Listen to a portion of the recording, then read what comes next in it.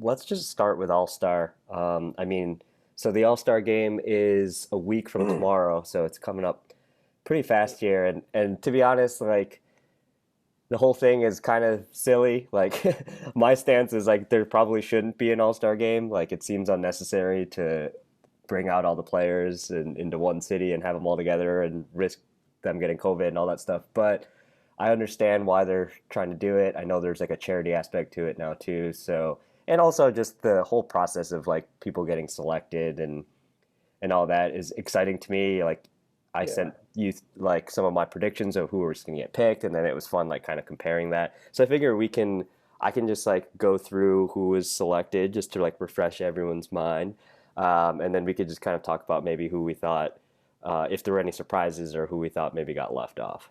Yeah. And I really like that idea of drafting the starting five. That seems fun. Yeah, I think that'll be fun. Okay, so in the East, we've got Kevin Durant was the highest vote getter, and it was just announced recently that he's not going to play because he's injured. I don't know if you saw that news. Yeah. So Tatum is taking a spot as a starter, and then Giannis, Embiid, Brad Beal, Kyrie Irving, and then on the bench there's Julius Randle, Nikola Vucevic, Sabonis, Jalen Brown, Harden, Simmons, and then Zach LaVine, my guy. So let's just start there in terms of the East, and if there's any like surprises that you had, or like people you think were left off, and if you think someone was like totally snubbed, like who would you take them over, or what were some of like maybe just the long shot ones that you thought maybe had a chance but didn't end up making it overall.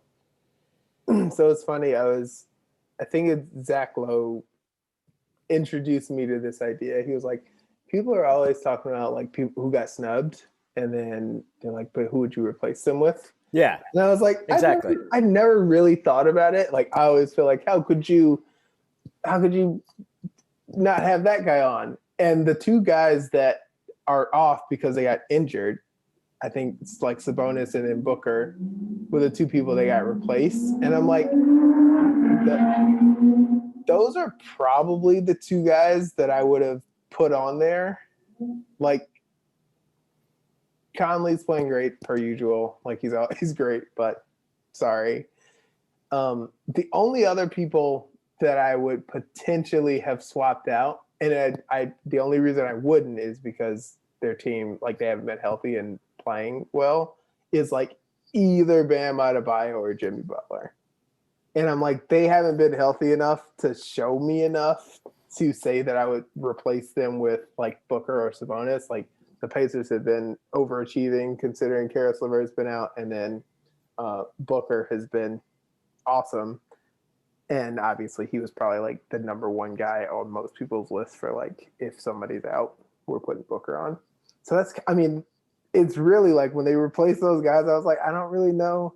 Like, I don't really feel Middleton like like they've been like like the Bucks have felt very expected to me. Like they're doing what they're supposed to do for being the Bucks. Haven't been surprised. So I think the only people would be either Bam, Adebayo, or Butler. Probably I would put Jimmy Butler on there because he's obviously the guy that makes the most impact for the team. But Yeah, no, I definitely agree with you. I think, like you said, my main guy that I thought was left out from the initial announcement was Sabonis. It was tough with that like the forward position because I feel like between like Julius Randle, Vucevic, Sabonis, Bam, like it could have been like any of those, like two out of any of that like huge group of people. And yeah, to your point, I think Bam, um, it was unfortunate because the Heat were just underperforming because they were so like hit with injuries and COVID and all that stuff. But he was playing out of his mind. But I think just the fact that their record is not as good as people thought it was going to be, especially year over year, knowing that this was a team that made yeah, the finals last year. So it's kind of just like, like he's playing really well considering the circumstance, but just the fact that the team wasn't performing well. And then Jimmy, like, if we were able to factor in these last couple of weeks and just that time frame, like for sure, he's like averaging a triple double right now yeah, since he's been back. But I think just the fact that he's I don't know the amount, but he's played very little amount of games. So like that makes it tough to make the case that like, okay, you're going to come back, but only play X amount of games and make the All-Star team. The two other East people that I think are like kind of neck and neck, and I think they probably didn't make it for similar reasons as well, is that they're like not the primary guys; they're more of the secondary guys. So Chris Middleton from the Bucks, and then like Tobias Harris on the Sixers. I think again they both have very similar numbers in terms of like flirting with the 50, 40, 90. But again, like you said, the Bucks are kind of just been, average, kind of what we expected. So I don't know that they necessarily deserve having two All Stars. And then the Sixers, that's a stretch too. Yeah, they're the best team like record wise overall, but I don't know if they could really justify getting three guys in there. Yeah, not And biased. Like I love them, but no. yeah, exactly. Yeah. But yeah, if I were to sub someone in, I would probably between one of those guys, maybe like Chris Middleton, and I would sub him in for Vucevic, probably. And that's probably surprising for you to hear because I like love Vucevic, especially because he's on my fantasy team, and I feel like he's consistently like putting up crazy numbers. But I think like if you look at the Magic's record, like they're not doing very well right now, and a lot of that is the same story. Like they're just riddled with injuries. But like compared to last year, they were an 8 seed last year, but this year I don't even think they're probably like 11 or 12 or something. So the fact that like there was just basically a pool of guys that are like really good players putting up really good numbers on like Yeah. teams that aren't even really in consideration. So if you think about like a Trey Young or like Yeah. Jeremy Grant. Like these are teams that are guys that are like definitely had really good numbers, but it's just like you're just not on a good team, and I think that it is important to consider like a That winning that's team. a good solid point for if you were gonna swap off Middleton for him, like you got to look at the team that is getting W's too. Yeah, I think it's part of why Levine hasn't made it for so long. Like exactly. ultimate good stats, bad team guy. And the Bulls are finally, I think they still are. They were in the playoffs like 2 days ago, but Yeah, they were like the number six everything's pretty seed, tight. Yeah. So and then they just lost last night. So yeah, I don't know where that. But again, like there are relevant. The Bulls are relevant enough and winning enough games to be like on the radar. So I yeah, think that like definitely helps Levine's case. Whereas like if you look at the like I said, some of those other guys, even like a Fred Van Fleet, it's like the Raptors have just been like kind of out yeah. of it, and he didn't really emerge until like pretty late. So yeah, those were kind of the. But yeah, overall, like I'm happy with the selections. I think they did a pretty Yeah. good job. Um, I guess real quick with the West, I know you already kind of mentioned Mike Conley, but let me just go through this list for the West. We got LeBron James, Kawhi, Jokic, Curry, and Luka as the starters. On the bench, we've got Rudy Gobert, Paul George, Anthony Davis, who won't be playing. He got replaced by Devin Booker. And then we got Dame Lillard, Donovan Mitchell, Chris Paul, and Zion Williamson. And honestly, for me, there's no snub. There's no snubs really. And Yeah. like you said, I think the snub probably was Booker. And like I know that a lot of the NBA players were like freaking out. LeBron being one of them was just like, oh, he's so disrespected. He got snubbed. But again, like going back to what you said earlier, if you're gonna say that, you gotta say who he's going in over. And I think obviously it ultimately came down to like, do we pick CP3 or Devin Booker? Like at least for the initial selections. Right. And it's just kind of like a toss up between the two. And I personally would lean CP3 when you're pitting those two up against each other and you want to select just one Suns player, just Yeah. because of the fact of like how much better they are compared to last year and how much that was because of the addition of Yeah. Chris Paul. Yeah, we were texting about that. Like, what's the variable that's changed here? So, and in fairness to that whole Suns team, they were they were on the bubble, so to speak, in the bubble, and Oh they yeah, did they won. They were yeah literally they didn't lose undefeated the in the game. bubble. So that was before Chris Paul, and also, um, yeah. So that it's fair, but definitely got to say that's been the difference because they're what the um, like 4 seed, 5 seed right now. Yeah, So I think they're in yeah, top four. So yeah, it's like so when it came down to it, the coach is probably like, okay, we need to get someone from the Suns You know who's what I kind would be of really the import. curious stat wise to check out after this? What Chris Paul team has not made the playoffs? I feel like I've never not seen him in the playoffs. Like Yeah, even maybe thinking it's. back to like New I Orleans. was gonna say maybe like one of those teams, Yeah, I'm like like one of the those first years when he was there. one of my first like big exposures to Chris Paul was like in that New Orleans series, like him hitting game winners on people, and I was like, that guy's But pretty yeah, as good. soon as he went to the Clippers, they definitely made the playoffs every year that he was there. And Yeah, then Rockets, I can't think of a time that he was there and they missed it. And then obviously last year, yeah. and So probably again this year. Yeah, he's probably got a pretty great streak going. Maybe not as epic as JJ's was, but it might be up there. But yeah, then like also the caveat of that is like he's never been to the finals. So yeah. that's Maybe, the maybe this year. No. All right. Do you want to do some drafts? You want to do some starting five yeah. drafts?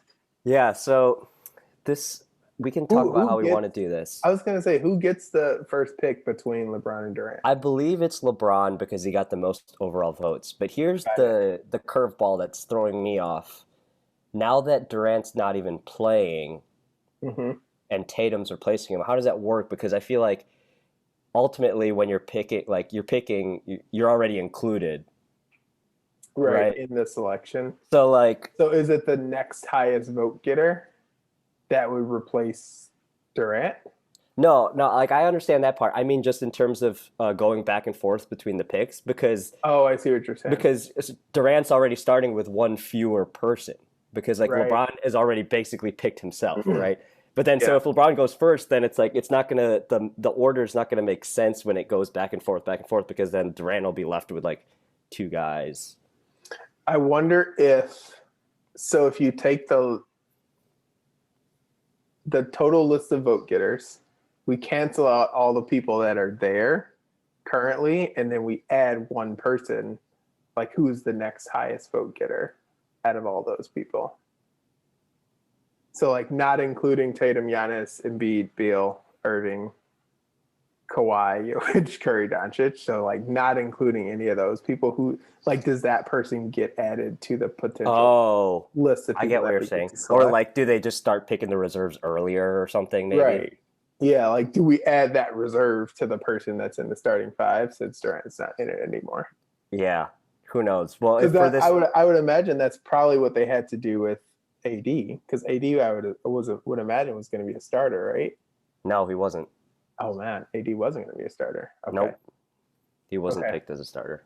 Well, yeah, he's disappointed by fantasy team too by not being available. So So I guess for this just like mock version, how do we want it? Should we just like do it and then if there's like we'll see how it lines up where there's like just two people left or something. yeah, let's do it. Do you want to Okay, be do you want to LeBron or be Durant? I guess I'll be LeBron actually. I feel like that could be interesting. And so I guess the other thing we should establish like we're gonna do this as if we are these players. Like we're gonna try to be Yeah. the mindset of like who do I think LeBron is gonna pick? Okay, I like You that. want to do it like that? Yeah, I'm into that. Okay, okay, okay. It's So also funny looking at this list. I was like, dang, Harden's not even on it. I know. Wild. But So let's just stick with the starters. I think it'll get too complicated if we try to do like a full team. But yeah, okay, if I'm LeBron and I'm pick going first, which is what's gonna happen, I think he's picking Luca first. I feel like smart you may man. have seen the yeah you may have seen in that interview. I forget what it was, a podcast, and he's talking about how he wanted Luca to be like the first spokesperson for his like shoe brand, his like Nike like offset. He's a big Luca fan, and I feel like he's gonna pick Luca first. So Well, Luca's off the board. although this would be a terrible actual pick, I feel like if I'm KD, you kind of have to pick Kyrie in this case, right? Yep. Yeah. Like terrible decision for the whole course of you all getting blown out in this game. Yeah, like But that's not the smart pick, but again, in our scenario where we're putting ourselves in their shoes, Katie is yeah, absolutely going to pick Kyrie first. Yeah. He has to. It's like Yeah. it's an optics thing. Yeah, If it he was like doesn't, it was when Curry didn't he pick no Clay Thompson wasn't a starter, was he? Or did he I pick don't think him? so.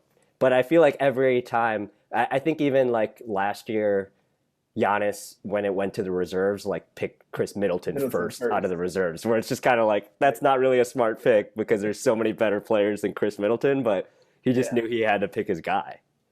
Yeah. All right. Um, who I think LeBron will pick next, again, assuming that that's actually what's going to happen, is that KD's going to probably pick Kyrie. Um, I think Bron's going to go Joel Embiid because I think he's going to want to Trying to go with fill a out the big guy. team. Yeah, and I know he knows that that's his like biggest threat for MVP, so I feel like there's going to be like a storyline there where it's like I'm going to pick the guy who's like the MVP of the league right now. This is already getting extremely tough. I think there's two options that Durant could choose. Option one is him choosing Giannis, which makes all the sense in the world. Option two is that he might pick Curry because that's also his boy from the Warriors. But I feel like KD is a hooper first and foremost. So if he's picking with the intention of like we're trying to win this game, he has to pick Giannis because otherwise he's crazy. And he should not Yeah, be a starter and allowed to select. I agree with that. I think he has to pick Giannis, especially because he's not like KD himself isn't playing. Yeah, And like so you I feel can't like set your team up for yeah, complete failure. yeah. So it's like who's gonna kind of like get the same kind of buckets, play a little. I mean, obviously Giannis and KD have pretty different games, but I feel like that's the good pick for sure. Yeah. Um, I think at this point LeBron's gonna go for like a wing defender. And so I'm between Kawhi or Tatum. I think he's gonna go Tatum. I think Tatum's his boy. I feel like he's kind of endorsed Tatum in the past, and they've Yeah. kind of had a little bit of a battle in the playoffs as well. So I'm gonna go with Tatum on this one. Which leaves the door open for Durant to then pick his boy Curry. But if I'm looking at the roster, you've got Kyrie and Curry. One of the benefits of him picking Curry, actually, I'm going to go Curry here because one of the benefits is Kyrie has already deferred to being a shooting guard, so he would be comfortable being a shooting guard in this role as well. So I think Curry is a solid pick there. I like it. Um, See, this is where it gets weird because like I have one more pick basically, and I think you have two more. I think so. So Because like yeah, I already started with LeBron. yeah. But yeah, I think he's gonna close it out. This might be reaching, but Bradley Beal. I feel like they've got a pretty good relationship, and at this point, you need a shooter based off of the guys I've picked so far. I think he also wants Bradley Beal on his He team. like yeah, he like eventually wants Bradley Beal to be He's on the like, how do I Lakers. do that? So I feel like that's like a little bit of tampering. So Team LeBron that I've picked so far, well, I guess it's the starting five is LeBron, Luca, Embiid, Tatum, and Beal. Well, I think it would make sense then, though, that so I think that Durant would pick Kawhi next. Um, and then after that, Jokic would be the last guy, which Which would by default probably have to go to Durant, right?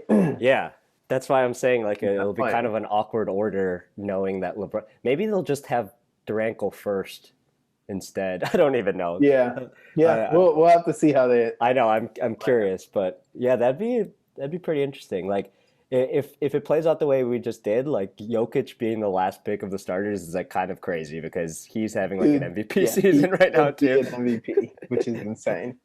But also, in looking at this roster, I feel like this would be like an ultimate mega team. Like Oh yeah. obviously both of them would be, but I'm like I feel like the fit of this team is actually really good too. And Yeah, I Curry do on the love that ball. I do love that both these guys in KD and LeBron, like you said, they're straight hoopers and they study the game so much. They watch like every game on League Pass. Like they do.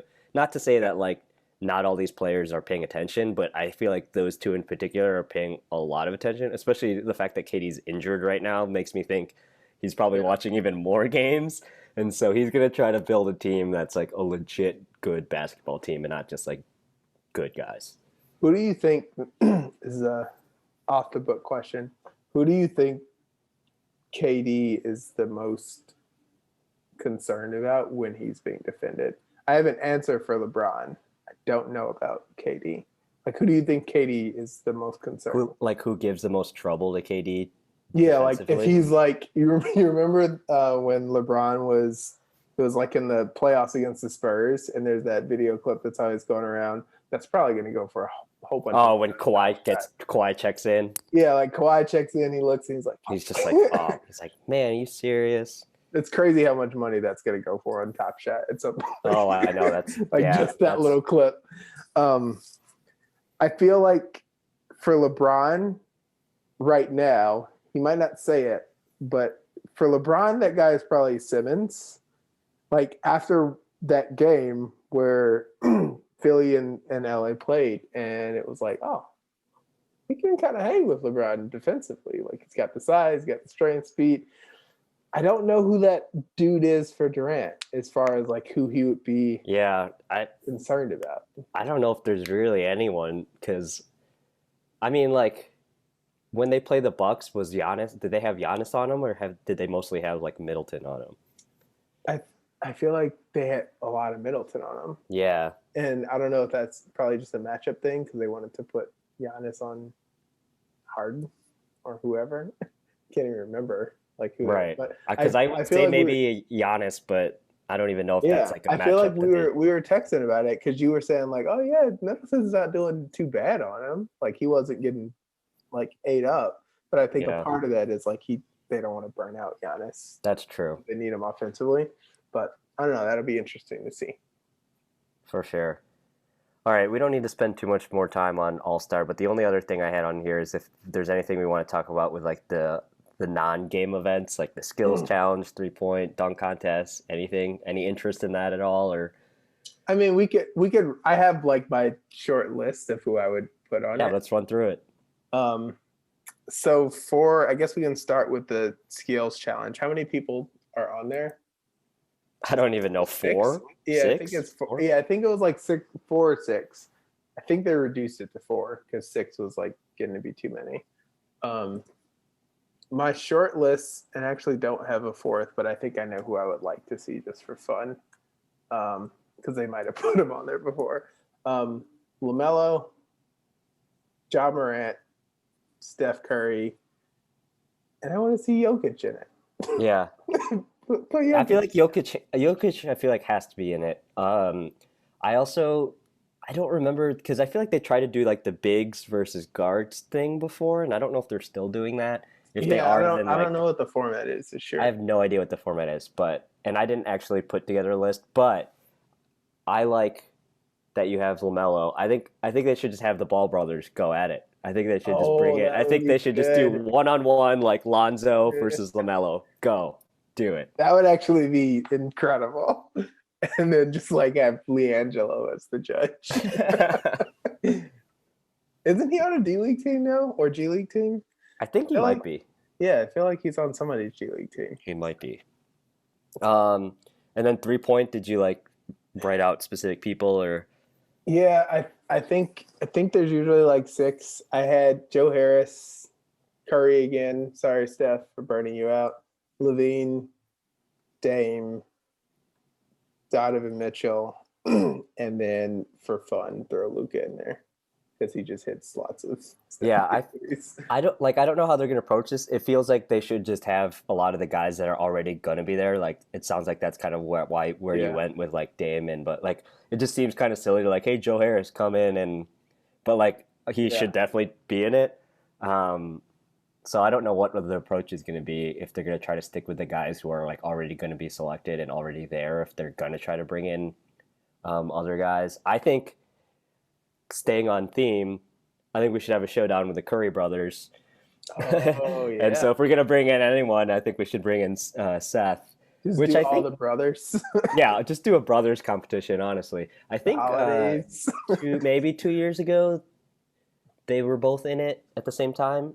Neither of them won. I think that might have been the year that Joe Harris Yeah, won, when he but was on Portland. yeah, Yep. but I would love to just see them go at it again. It's always fun seeing those two compete. Yeah, dunk contest is the obvious. Like Zion, get in there, do something crazy.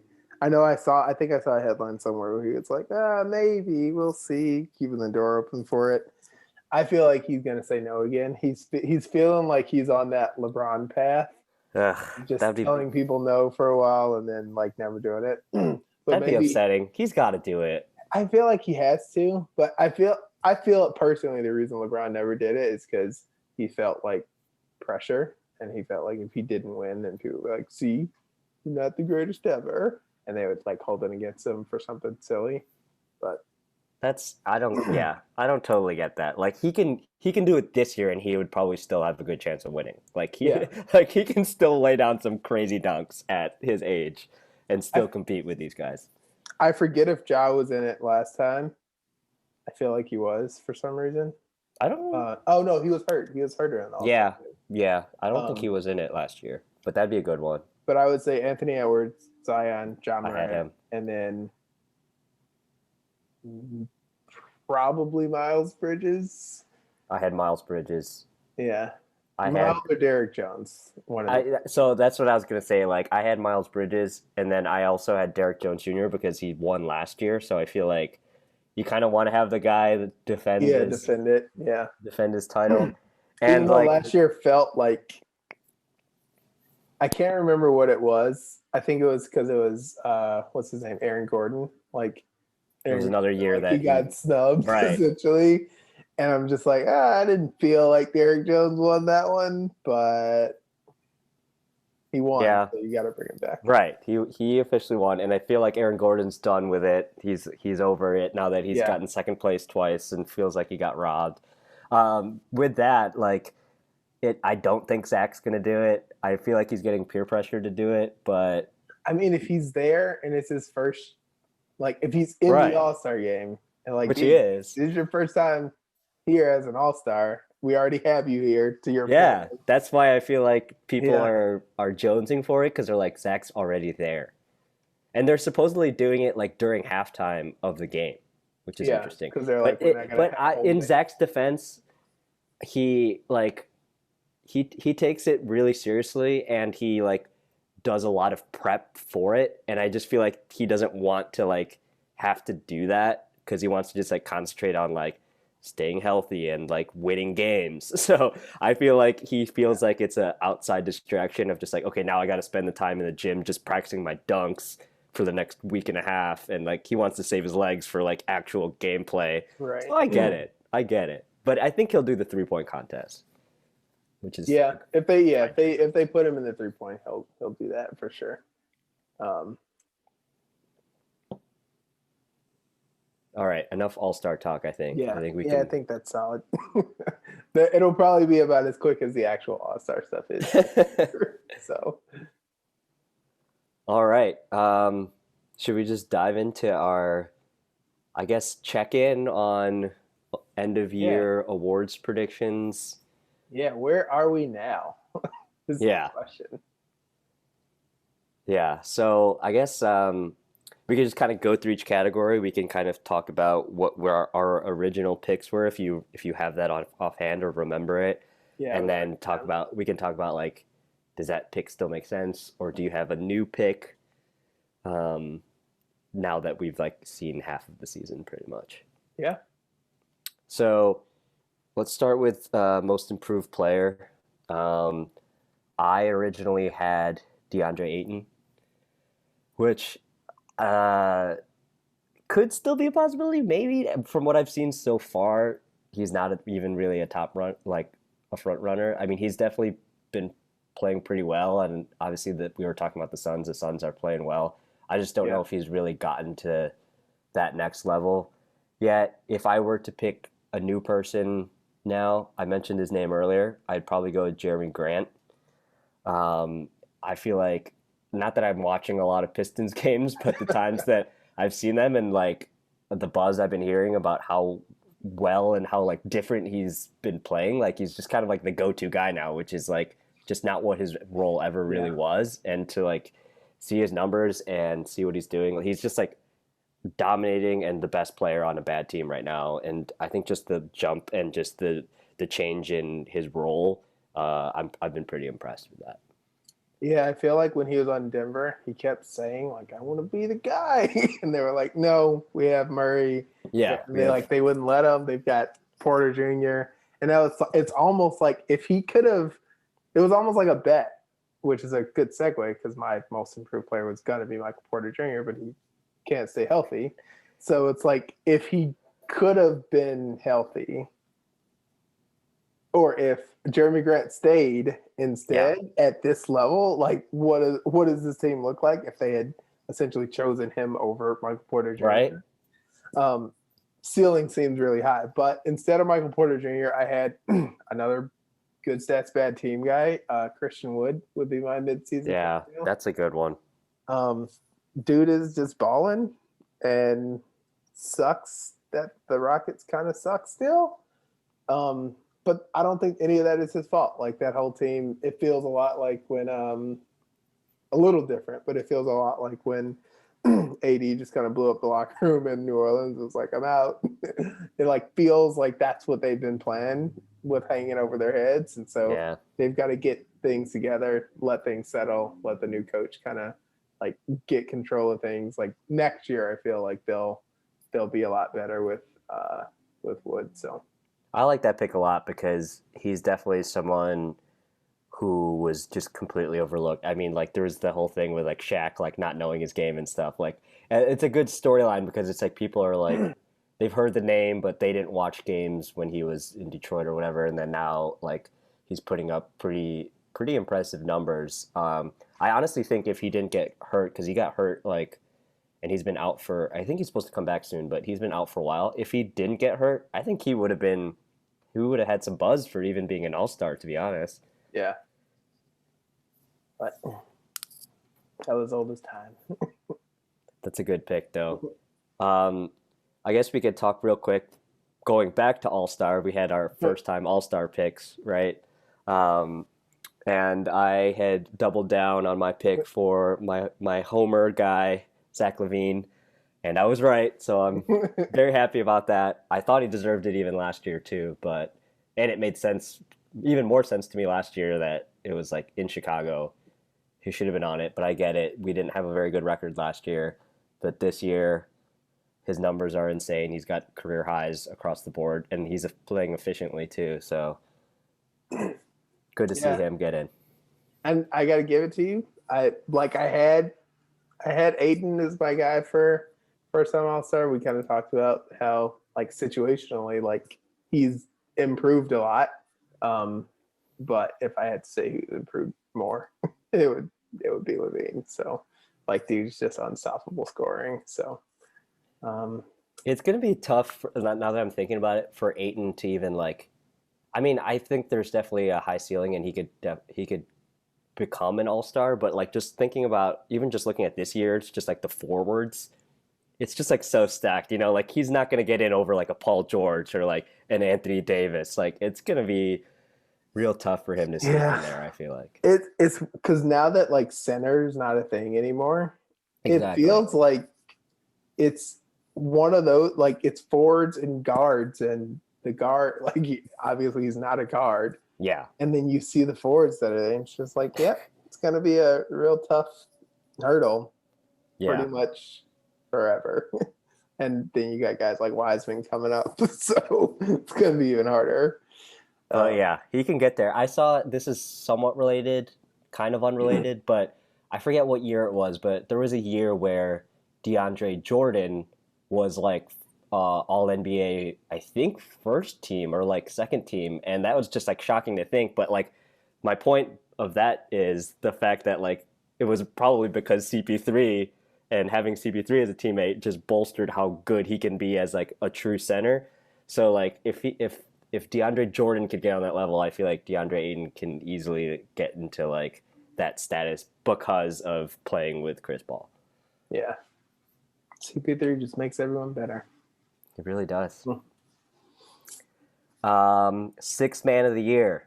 Um, I'm excited about this one because I had Jordan Clarkson preseason, and I'm sticking with Jordan Clarkson because I think he's just been dominating. He's been doing exactly what I thought he was going to do and what I thought his role was going to be on the Jazz. And the Jazz are playing really well right now too. They're I think still number one in the West. So I think it just all makes sense. He's basically the Lou Williams, the new Lou Williams. New Just Lou. yeah, he's the new Lou. He's just coming off the bench, getting buckets, and that's all he really does. That's all he needs to do.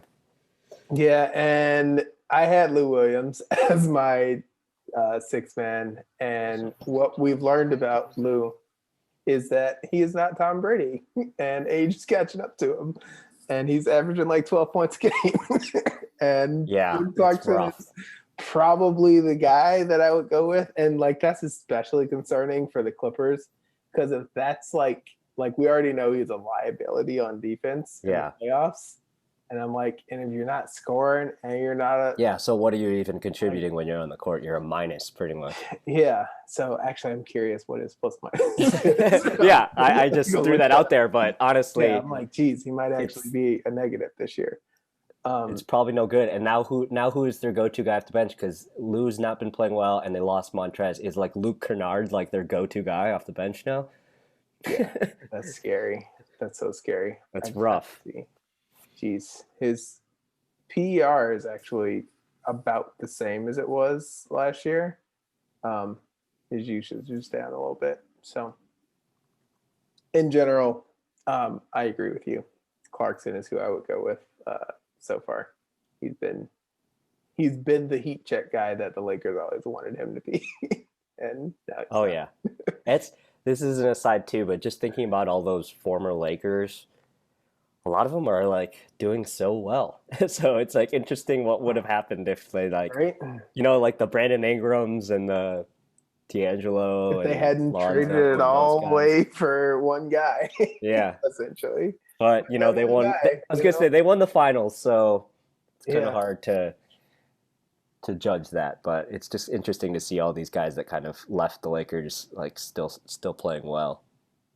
Yeah. Um, Coach of the year, I had Monty Williams, coach of the Suns, and I'm going to stick with that. I think there are other pretty good candidates, but just because I picked it in preseason, I kind of want to stick with it, and I think he has a pretty good case. I mean, like we've been talking about a lot already.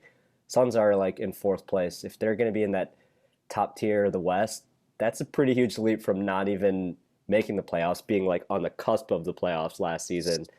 And I do think, obviously, a lot of that is accredited to CP3, but I think you need to have a really solid coach to be able to make it all work as well. So, and I feel like he obviously has a lot to do with how well they did in the bubble as well. It's not like this came out of nowhere. I feel like Yeah. it's just kind of a system that he's been building and a culture he's kind of built over there. So, Monty Williams, I'm sticking with it.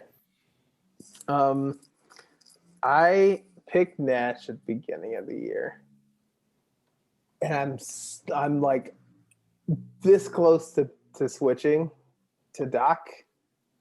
But when I look at their records, they're like neck and neck, and I could see Yeah. the Nets get in that top spot in the West. And I feel like the coach of the year is gonna be out of the West, or out of the East rather, and it's gonna be either Philly or Brooklyn that gets Yeah. that top spot. Like if the Jazz are like record wise still far and away kind of better than everybody else, but I just don't see them giving Snyder the coach of the year for some reason. They He could he give it was to who him. I had as like if I was gonna switch, I would probably say Quinn Snyder. I Yeah. mean, if they keep this up and actually end with the best record in the West, I feel like he has a good case. But Yeah. like to your point, maybe those And, other guys kind of have a better case. and I feel like we're gonna see the Lakers pick it up. And I don't know that. Like I wouldn't say this is an anomaly because they're just playing really well in general. And I'm like, I can't imagine they're going to keep hitting threes at this clip. So like they're going to come back to earth at some point, and then The that's just Jazz, you going to, mean? yeah, the Jazz, Yeah, and then that's going to open the door for Philly or Brooklyn to get Coach of the Year. And they would love to give it to Nash. Like yeah, they would just love to give it to him, but they would also probably like not mind giving it to Doc, like turning that franchise around, and then putting a whole lot of pressure on Embiid and Company to perform in the playoffs. yeah. So No, honestly, like to your point, those two are really good candidates because of the situation that they've come into. Like they're both first year with that team. So it's like it's crazy to see how well both those teams are doing. And like they're both going to be competing for, in my opinion, coming out of the East. So it's like they both have really similar cases, and it's just going to be like neck and neck. I feel like it's going to be whoever comes out yeah, on top kind of thing. yep. All right, this will be an interesting one. Rookie of the year. You and I both picked Killian Hayes, who's how many games has he even played? I know he got hurt. Yeah, I don't even know. I feel like we probably have the same adjusted Rookie of the Year too. But Same I'll let you adjusted go rookie of the first. year. Yeah, I mean LaMelo Ball. It's got to Fucking be him right hello. now. Yeah, He's I balling don't out. understand it. I don't understand what I watch every time I'm watching it. I'm like, I just don't get it. But I guess he's balling. He's good at basketball. I know it's crazy, and it's fun. Like even including us as the people who are just kind of like, is this going to be a thing? Like there's so much hype, and you're just kind of like, I don't know, man. And I feel like even like the experts, the media felt the same way as we did, and all of them now are like, damn, we had this one wrong. like a lot of them are like admitting their faults of just like, yeah, we didn't know that this is what we were gonna get. Yeah, it's. I was trying to look up his like last 10 games split. Last 10 games splits, he is doing 26.5 and 6.5. Like, and shooting 40% from three with that form. I just don't. I don't understand it. So I'm gonna say Rookie of the Year, LaMelo Ball somehow, some way. Yeah, and I also think, I mean, I don't have it offhand. Do you have the standings up? Like Charlotte is, they're like kind of in the mix, right? They were just. I think they were like 9 or 10. They were Yeah. like So I just. think that's definitely a good case for them too, and that they're like making it work with him as kind of the lead. I think like I'd be curious to see just his numbers too, like after they put him in the starting lineup. I feel like that's really when he started to thrive. And so Yeah. yeah, I can't wait to see. And I guess in terms of like other people that could even get in the mix, like maybe a Wiseman. I know he was out for a while, which definitely hurts his case, but if he could kind of stay healthy, get back on track, and do what he's been doing in terms of like the good elements, and the Warriors are like in a Dude, decent spot too, then maybe he could put up a case. But yeah, I think it's definitely Lamelo's to win or lose. the way that the Warriors, as a decide, have been playing for like the last couple weeks, without Wiseman really being there, I'm like extremely excited for them, like franchise wise. I'm like, if Yeah, Wiseman's back, you get the combination of these guys. You get Clay back next Clay year. back. Like they could be in the championship mix next year if they're still playing this way. So Yeah, I can. This is maybe a weird comparison, but I was just thinking about how the Lakers of like the 2000s kind of had their like epic like three-peat, and then there was like a break, and then they kind of had like a reconfigured team, but it was still Kobe was still the main guy, but then they kind of like reconfigured. Like I could almost see it becoming like something like, not that like the Warriors are going to become a dynasty again or like win multiple in a row, but like if yeah, they're going to make it back to being contenders, it's going to maybe look a little different, but it'll still be so impressive yeah, that they can have like this in between period where people had injuries and they had to figure it out, but then like still keep their core and like their coach and kind of have a resurgence, if you will. It kind of is reminding me of that, like when the Lakers came back and won a couple titles. yeah. I mean, Curry, Clay, Oubre, Draymond, Wiseman's a pretty decent 5. Like Yeah, even if we swap out Oubre for somebody, still pretty good 5. right. Um, Alrighty. defensive player of the year. This is one where, Defensive player of the year. yeah, um, I had AD last year, earlier at the beginning of this season. He just hasn't been healthy. I feel like if he were I know. healthy, he would still be like my like top pick for it. I would have kept it. But Simmons is probably my pick now, just based on how he's been playing and just has transformed that whole like team for them essentially, like playing as well as he has. And he was playing well defensively last year, and AD beat him out for it. But I'm like, or not AD, sorry, Giannis beat him out for it. Giannis. So yeah, it would be Simmons for me if I had to switch. I'm exactly there with you. Yeah, I originally had AD, and yeah, I think he just hasn't played enough games. And Simmons is the guy. I think you touched on this a little bit too. Just him defending LeBron was like just so impressive. And then also, I think it was like a couple games later, he's defending Dame Lillard and like doing well. So like who can you say is like that versatile of a defender that you can guard a point guard and like shut him down and also guard LeBron and like size up with him? Like that's just so impressive to have that versatility, and like there's just not really anyone out there. Like I think his biggest competition is probably like Rudy Gobert, but he's just like the classic like big guy, protects the paint, protects the Yeah. rim. But like Simmons is out there guarding every single position and like guarding the best player on every team and like basically shutting them down. So that's really freaking impressive. And I was side texting you too because before when we were talking about defensive player of the year, I was like, who's the last guard to win it? It was Gary Payton in like the freaking 90s. So it would be pretty awesome. I mean, like Simmons is technically a guard, but he's also 6'10". So it's like, does that count? I guess it counts.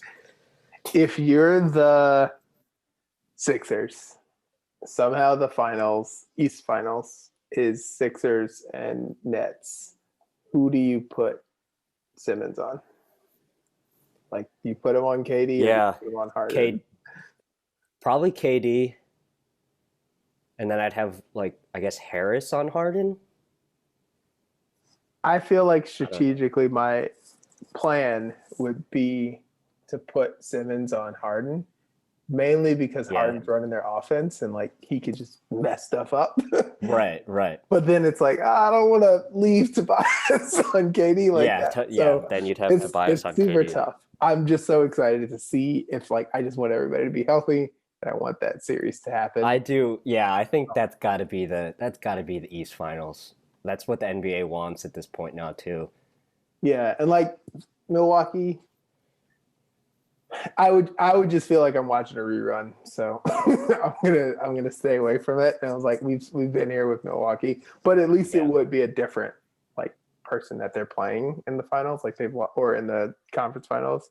They've lost to Toronto and then Miami before they got yeah, there, and there was somebody else the year before. I feel like, but yeah, yeah. And honestly, I'm not completely ready to write off Miami as a contender in the East because, like we said, they were just riddled with injuries and COVID and all that shit. And since Jimmy's been back, they're kind of got their identity back. And so I think if they can write the course and they can like stay healthy, they're gonna climb up, and I think they can still at least be enough to cause some trouble. I don't know if they're necessarily going to become favorites or anything, and maybe they don't want to become favorites because that's when they thrive the best, when like yeah. people are forgetting about them and they're like the 4 seed and they make the finals. So I I'm think not they'll ready be to. four this. I think they're going to Yeah, be 3 or 4 this year too. Like I I think don't know so too. how Toronto's going to sustain.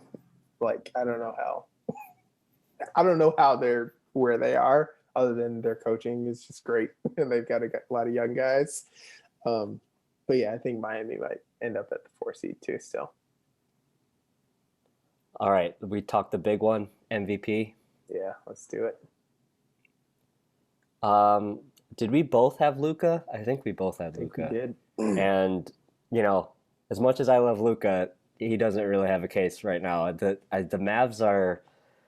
just bad. They're just not good right now, and maybe we can talk about them more when we talk about teams that like need to make a move. But um, I've been watching a lot of Mavs games though because they've been on national TV, and he's been playing incredible. But like he just has no support. It's so sad because like Jalen Brunson, no offense to him, like he's a good player. Like he does good things out there. He's like a good basketball player. But they're like depending on Jalen Brunson right now to be like the second guy on that team and like carry them offensively when Luka's not scoring a bunch. And I'm like, that's sad, man. That's not good. So I think it's just overall hurt. Like his numbers are great, but it's just overall hurting his case to be MVP if you're just on a team that's not very good. So going back to our discussion, talking a lot about the Sixers. I think I even mentioned it earlier. We were talking All Stars. Like Joel Embiid, I think right now is the MVP. Um, I think the other names that are out there are like LeBron, KD, and the reason I wouldn't go with those Jokic. The reason I wouldn't go with those guys is like LeBron. Like the Lakers haven't been playing very well right now without AD. So it's like if you're the MVP of the team, then you should still be winning games without AD. And then KD, there's the whole like there's also Harden and there's also Kyrie and KD's been out and they're still winning games. So and then Jokic, I think the Nuggets just haven't been playing well and good enough. So it's like the best player on the best team right now is Joel Embiid on the Sixers. That is a solid case. I think I had Embiid as number two, and I didn't consider it as much. Like, when you mentioned that, like AD's been out, and I'm like, yeah, he's been out. But when they were there, like when they had their whole team healthy, like the Lakers were far and away better than everybody else. True. So that's been the bar that I've been measured at. But it's kind of like, let's wait and see. Right now, I have LeBron 1A, Joel 1B, and I feel like it's a wait and see. I don't know how serious, really. Like they've been kind of guarded about it. AD's injury is. It's like, oh, he'll be back eventually. But obviously, it's wisely not rushing it at all. So right now, yeah, I've got LeBron as 1A, but I think Embiid, especially, like it would almost be like the trifecta. Like they could have Embiid win the MVP, Doc win Coach of the Year. Yeah, that's true. Player. Like just knock out all the major ones. Yeah, so that'd be pretty impressive.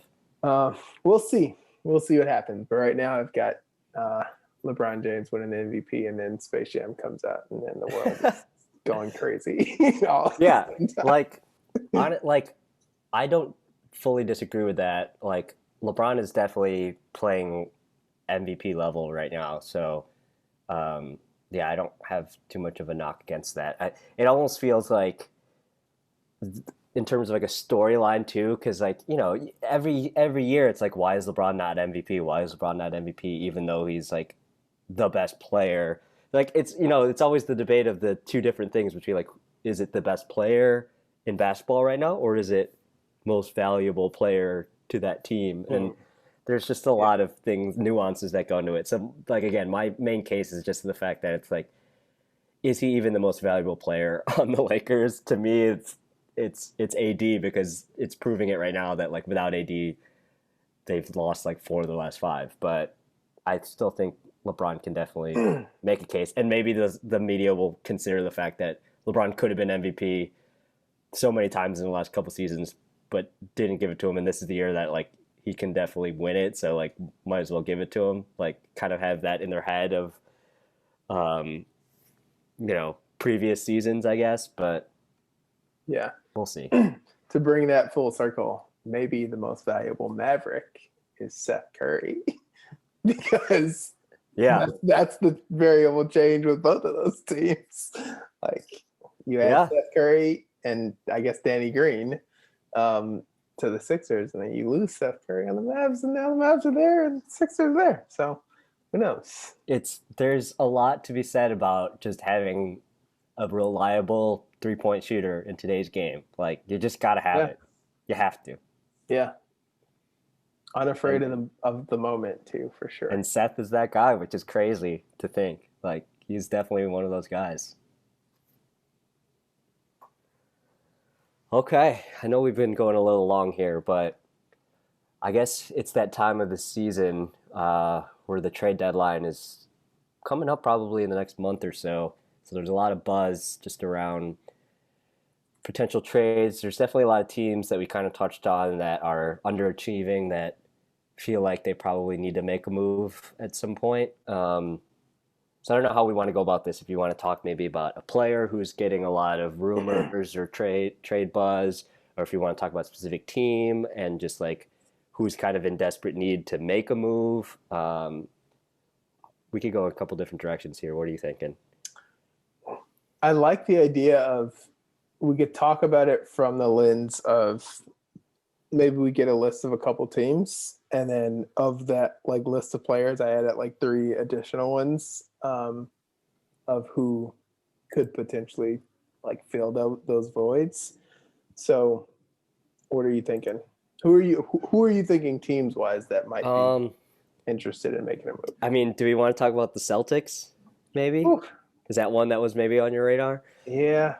Because yeah, I feel Oh like we man. should talk about the Celtics because they've they're just really they're the epitome of the team that's just like underperforming right now. They're struggling. They're dropping games that they shouldn't be dropping, and like I don't know if I necessarily have a proposed trade or an answer. So we could just kind of talk it out, but like I don't know. Like it's crazy because Jalen Brown and Tatum are having amazing seasons. Like it'd be interesting too if we not to go all the way back to All Star selections, but I almost feel like if we were to also take someone away and like replace someone with who we thought was snubbed, it's like maybe one of those two guys because does Boston really deserve two All Stars with the way that they've been playing? Whew. Like again, they're both really good players, but like Yeah. if we just go back to the idea of winning and rewarding winning teams, I don't know if they necessarily deserve two. Like it should be one or the other. Anyway, um, I don't know what they do. Like, is Kemba on the trading block? Because I think he's been disappointing a bit this season so far. Yeah, they're the trickiest for me, and like they're the team that I feel like feels like they need to do something, but they're also the team that it's like, what do you do?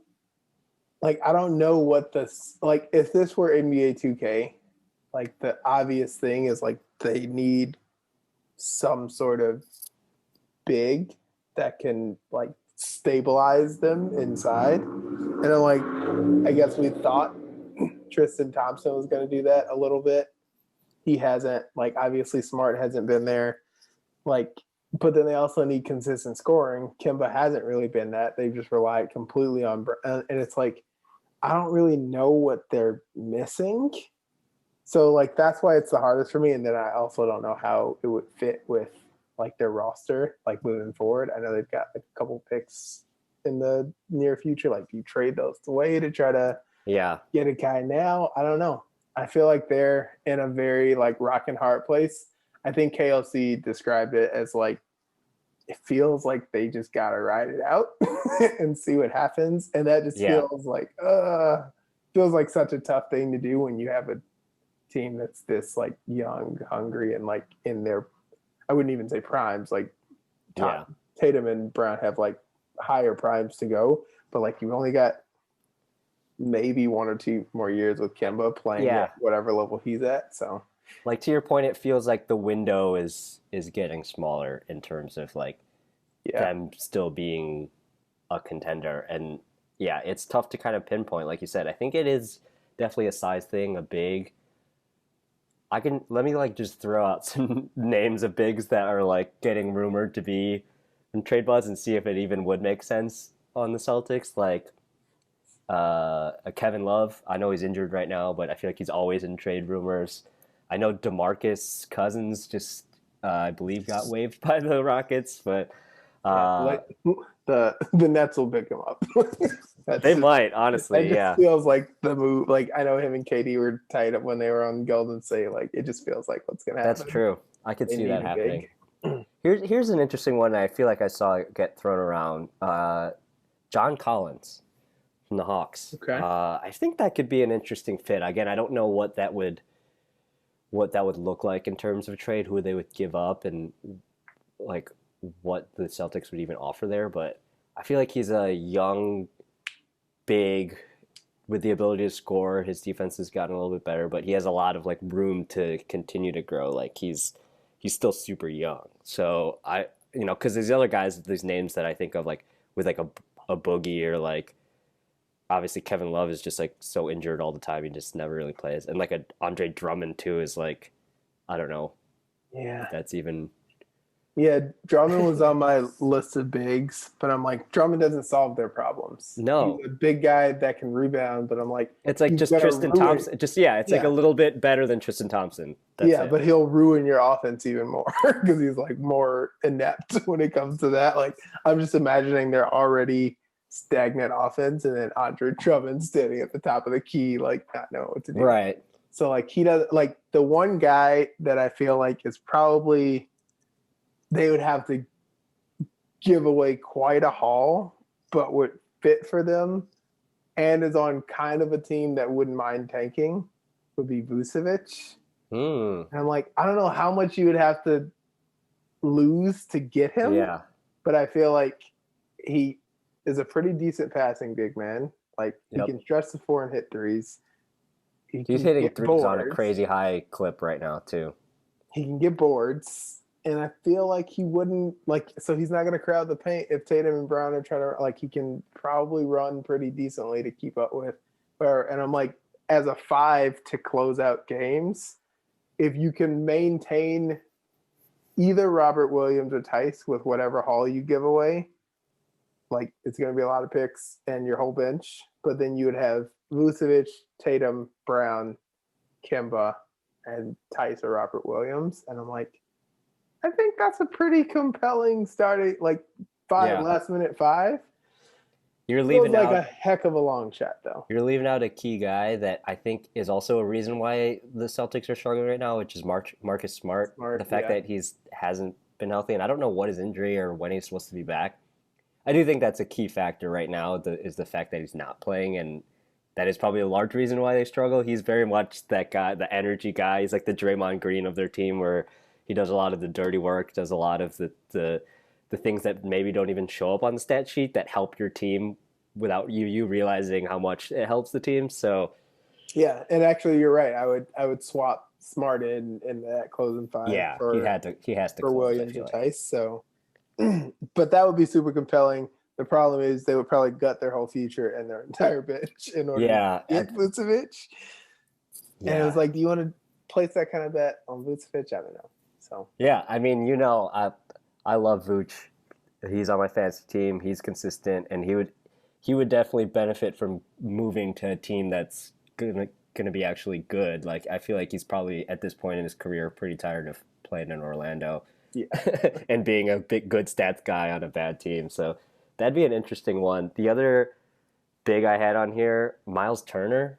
I think yeah, that could be interesting. I don't know how that would really fit. I feel like he's definitely someone who's maybe looking to be traded or might get moved, and so I don't know what the best fit is for him. But he's a big that can do a handful of things. He's pretty good defensively. I feel like he's inconsistent, like offensively, but I also feel like maybe he's just not being used right, or like just not fitting in well with the Pacers right now. That maybe he can thrive in a different yeah. environment. I don't know. Yeah, I like. I've never been like a big fan of Miles, probably because I don't watch very much Pacers Yeah, games, and his name is also like thrown around in trade rumors all the time. So I'm always. like, Yeah, how valuable can you be if people are always thinking of you as a right. piece to move? Um, but as far as like being a big guy that can, you know, get buckets and play some pretty good defense, like maybe. But again, like I don't know. That's what we hope Thompson would be. I don't know. It feels like another shot at that, and I don't know if it does feel like they need that like big stretch forward that can shoot threes and pass. Like that feels Yeah. like the guy they need, like the Kevin Love, Vucevic, Sabonis, obviously not even close to available, but like Well, that. I know Bill Simmons likes Markkinen. He likes Thaddeus Young. I don't know if they're. I mean, the Bulls could make a move too. I don't know. I hope they don't trade Thad, but marketing could be on the table. I don't I know. was talking with a friend the other day, and he was talking about all these potential deals for marketing, and I was like, do we want to? Like, I like Laurie. I mean, he's a liability on defense sometimes, and he's got problems staying healthy. So I'm like, that feels like not what the Celtics need. Uh, Yeah, yeah, I yeah, don't know. I don't foresee like one of like I feel like we already had the blockbuster deals that we're gonna get this year for some reason. yeah, Mainly because a lot of the top teams, like you look at the like if we go down the list of teams in the East who might be looking to make a move, Sixers probably not. Nets probably picking somebody up. yeah. Really, They're not going to make a big trade. It's just going to be like yeah, who's available big that we can just fill out our roster, and it's probably going to be Boogie. So yeah. You've got the Bucks probably not going to make any big moves. Um, Raptors, like they they've got a whole bunch of young guys. Like if anything, they're tanking if they're making I a move. I saw some rumors that they could be exploring like trading Lowry to the Sixers, which would be kind of crazy. I don't know who the Sixers would even give up, but that's just a rumor. I don't think there's much to it, and it doesn't make a lot of sense to me. I feel like the Raptors kind of have to ride it out and see what they got with developing their young guys before. Like I feel like making a move would just be like almost too premature. Of just like now we're gonna Yeah, go in this direction, especially to move a guy like Kyle who's been like the centerpiece of their team. yeah. I was gonna say they don't feel like the franchise that would burn you like that. Yeah, Like you're old, and right. now we got this new kid from Rockford. Yeah, We're gonna yeah. trade you in So your I left. don't think Yeah, that's gonna happen, but there's buzz around it. yeah. Miami, I don't see them making any kind of moves really. I feel like they could potentially use a move that would help them, but I feel like they're unless they're willing to move like A Duncan hero, or yeah, Hero, either yeah. Duncan or Hero. Unless they're willing to do that, I don't see them really making a move. And if anything, what would they be looking for? Like they've got Dragic for right now, so I don't know Yeah, who they would. And then Celtics, we just talked about like they're the primary team. Knicks, they're just getting their footing with like whatever this Knicks team is. Like, I mean, it wouldn't surprise me if the Knicks did something stupid like traded away Julius Randle. Like oh my God. like it wouldn't surprise me if they did something crazy, but I don't think they're gonna make a move. Pacers, the only other team we were kind of talking about, they probably need to wait till Levert comes back before they. And like other than that, like you've got the Bulls and Hornets that are kind of on that, like in that bubble area. I guess you could count the Hawks too, but they just feel. So I don't know. I feel like a lot of those top teams, at least in the East, wouldn't they don't have a lot of room moves, big moves that they try to I make. agree with that. I think all the teams you mentioned, I think it'll probably be some of those lower teams like the Hornets, the Bulls, Hawks that maybe not anything like major, but try to make some adjustments to try to get some Yeah, pieces to build on because they're all kind of on the cusp right now. Like they have something, but they need a little extra boost, and they're all kind of trying to figure out what that is. I think the Hornets is an interesting one because they've been playing pretty well and they have a lot of like interesting guys between like Mello, Lamelo, and Gordon Hayward playing really well, and Rozier and those guys. Like maybe they need a big too. Does every team need a big? I don't know. Apparently, yeah. And if we were to do that with the West, what do you think? So we've got I think the equivalent in the West of the Celtics right now is the Nuggets, just in terms of a team that's like underachieving that should be better than they actually are right now, and partially like hit with injuries, but should maybe make another move so that they can be back to where they kind of were last year, or at least better than they were last year. But I also again don't really know what that move is. Like, do they stick with Michael Porter Jr. Or at this point, do they just say like maybe we can use him as a trade asset? I'm not really sure what the call is there. Yeah, I feel like other than maybe the Nuggets, the only other team that I feel like is probably or potentially primed to make a big move would be the Mavs. Because you Yeah, mentioned Chris yeah, is totally. like, They need to right? get Luca more support. Yeah, and Kristaps Yeah. is not even really playing much, but And are they who willing wants to that move him now? gigantic contract? Yeah, Like nobody wants that. that's, right.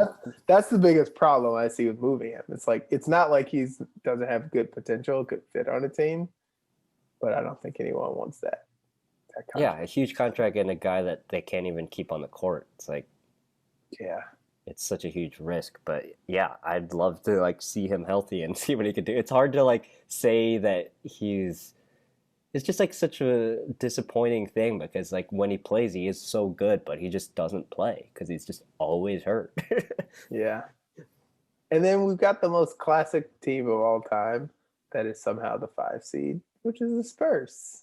And I'm like, I don't even Yeah. know who's on the Spurs Well, that's right actually funny now. that we haven't talked at all about the Spurs. I did feel like DeRozan had a good All-Star case, I will say, because he has been the best player on a team that is in the middle right now, and they don't have any All-Stars. So if I was gonna like reward the Spurs with an All-Star, DeRozan could have snuck in there, but Yeah. yeah, I don't know who he would replace to be honest, because I'm not picking him over Booker. Yeah. I'm like, when I look at the Spurs, I'm like, I feel like Popovich is just like grooming Becky Hammon to become the first female head coach of all time. And then he's going to be like, peace. Like, it feels Yeah, like that's what's happening right now.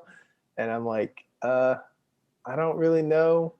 Like, their roster looks like I just pulled up their stat sheet. They've got like how many guys? One, two, three, four, five, six, seven, like 9 guys averaging more than 10 points a game.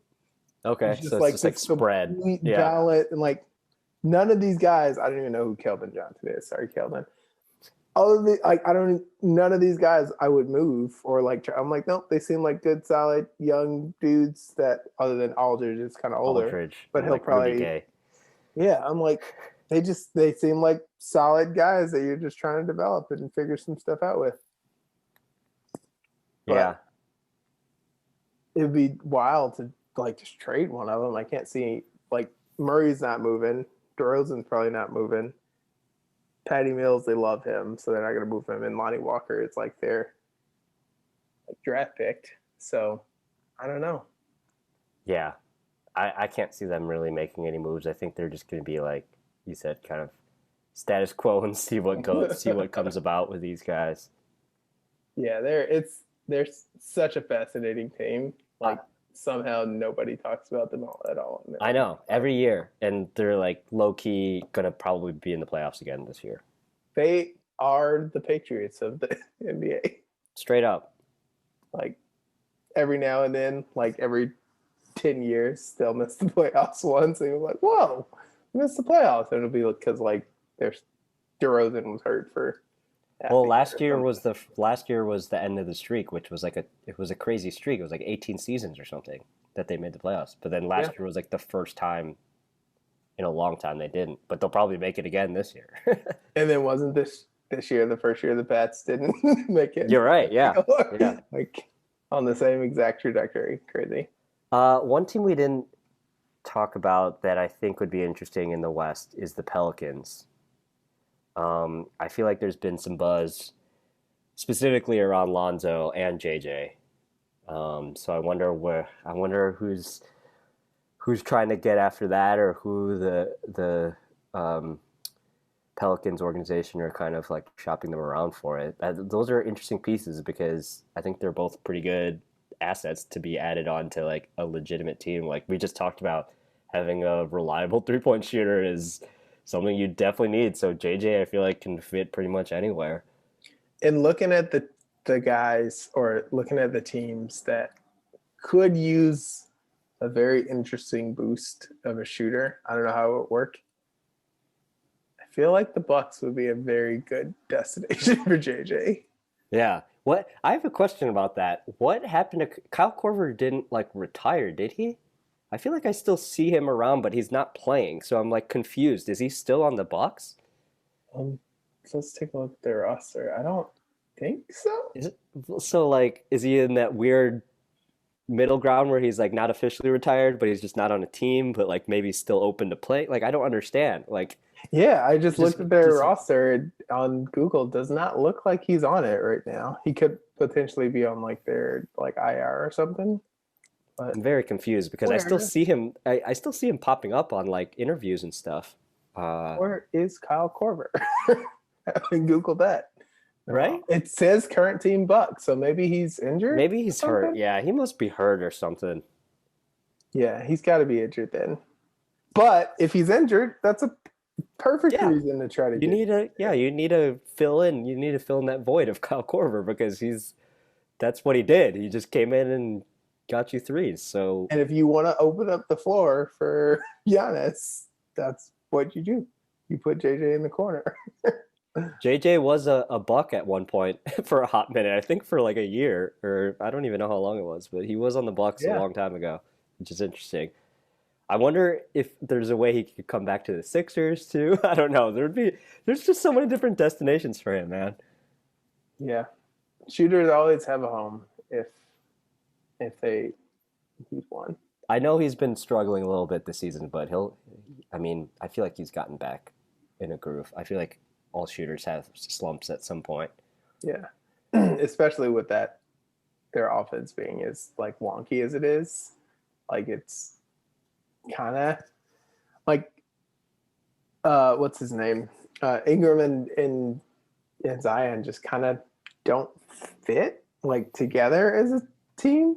But it's like I don't know what do you do with that though? Like Zion's staying Zion's definitely and staying. Ingram, you really don't want to trade a guy with that much potential. So it feels a little like the Embiid Simmons situation where it's like Yeah, you got to figure out how to make that work because you don't want to lose either of those guys and then be the guy that traded away right. Brandon Ingram. So I mean, the Lakers did, but they still won a title. that's a very solid point. Um, who else? I mean, do we think Bradley Beal is actually going to get traded, or is this just the never ending Yeah, I story? was gonna say, you know what it makes me want to look up? When does his contract expire? The weird thing too is that the Wizards have been winning games recently, which is surprising. Yeah, So I I, don't know if that like helps the cause, if that makes it seem like they're just going to ride it out, Bradley. or what. Bradley is on a 5-year contract right now, and it expires in 2021. So I think from the looks of it, he's a free agent this year, unrestricted. Mm, So if I had to yeah, guess, they're going to look for a deal because he's not coming back. So right. that, to me, that's the primary reason that he gets traded. Because if he's like, dude is how old again? He's He's 27. yeah. He's literally like in the middle of his prime, and he's about to have He's the leading scorer in the NBA right now too. yeah. So Like yeah, he's averaging like almost 33 points a game, which is crazy. this is like trade him or you're gonna get Gordon Hayward. Did like he's not Yeah. coming back. So I have no idea who like yeah, I don't know. I don't Yeah, know like where he would go. where's he gonna go? Oh man. Also, he's got to go. Like, if you trade for him, got to be somewhere he's going to resign too. So, I oh my can goodness, what if the going Lakers back. somehow get Yeah, him? it's like I'm like trying to think about all the teams we talked How about. could the Lakers do it? Maybe Miami could be that team, but like we were just talking about, you'd have to give up either a Hero or a Duncan. I'm gonna trade machine it. I haven't used this thing. I don't think ever. At a team. Like who? Lakers. Bradley Beal. Two. Have you ever used the NBA trade machine thing? No, I'm intimidated by it to be honest, because it gets like it's not as simple as you would think it is, because you I gotta, know. yeah, it gets complicated, and there's a lot of things I don't fully understand with contracts and stuff that I'm just like, what? All I'm right, let's. sure other people have done the legwork already on blogs and stuff of like, what's a realistic trade for Bradley Beal? Yeah, that's a good point.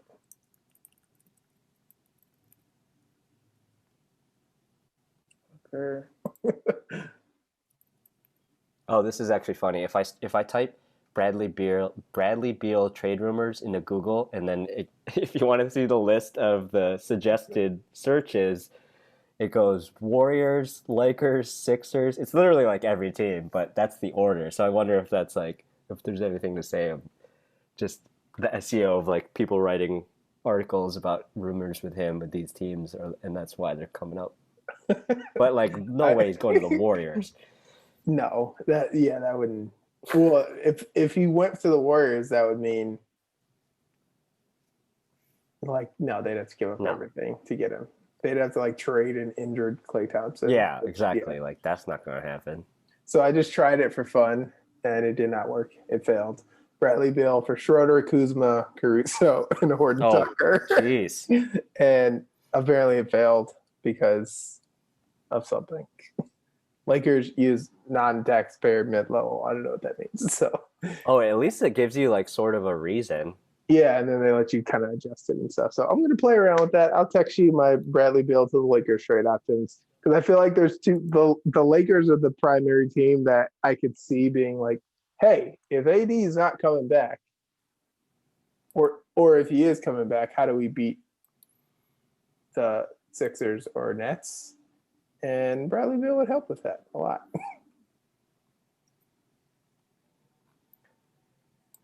Whoops. Yeah. That is also how would Boston get him? Yeah, Boston be an interesting one. I do think Miami, but yeah, like I said, they'd have to give up some of their guards. I could see him trying it, but it just felt like and maybe it was just because of the bubble and everything, but it just felt like such a like chemistry fit team. Like they had like you got to have guys with the right like mentality in Miami, and like they felt like last year they had Yeah, a group of guys that had I agree. all that. So